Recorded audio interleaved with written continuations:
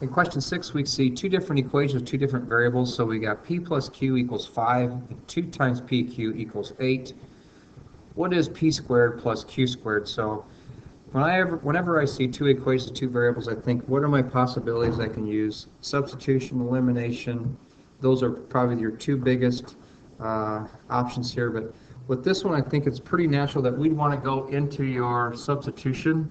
So we've got this p plus q that equals 5. So I can solve this for either p or q. I'm going to solve it for p, and p is equal to 5 minus q.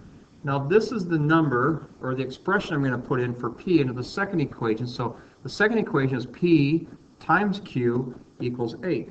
But two variables in one equation is kind of a dilemma, so that's why we're going to substitute in for p, and we're going to get rid of the expression of p and replace it with 5 minus q times q excuse me, equals 8. And I'm going to make this a little bit easier on myself. I could have done it in the first step and I didn't see it right away. I'm going to divide both sides by 2. Since 2 divided by 2 is 1, then those will cancel. Then I've got 5 minus q times another q has to equal 4. Excuse me.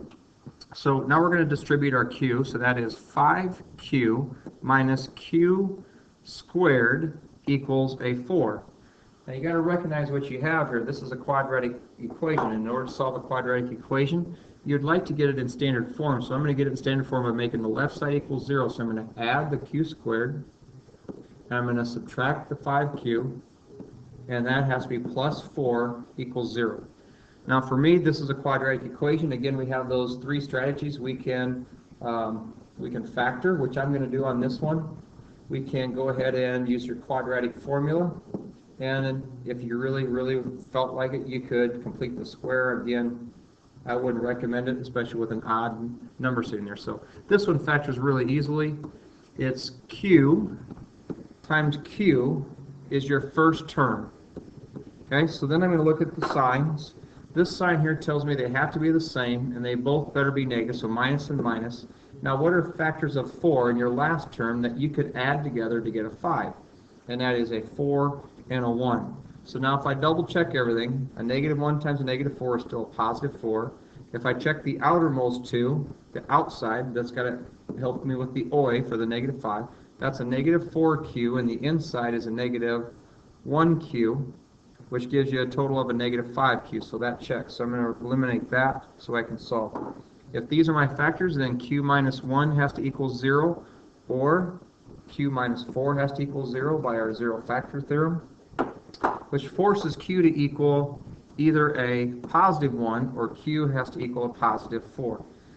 Okay, so when we come back and we answer our question here, they ask us what is p squared times q squared. So, all right, we've just figured out that q could be one of two numbers.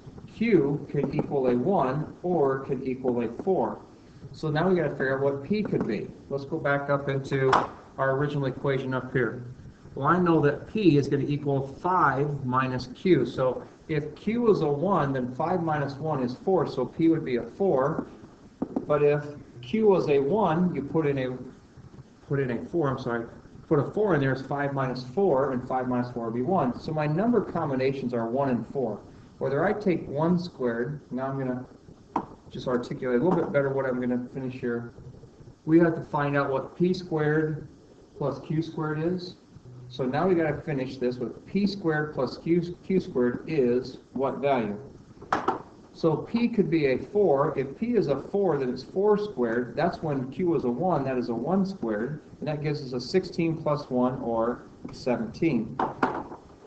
If you did it the other way, where you said p was equal to 1, that means p squared is 1 squared plus, and the q is the 4. That's 4 squared. You still get the same sum. So your answer is 17.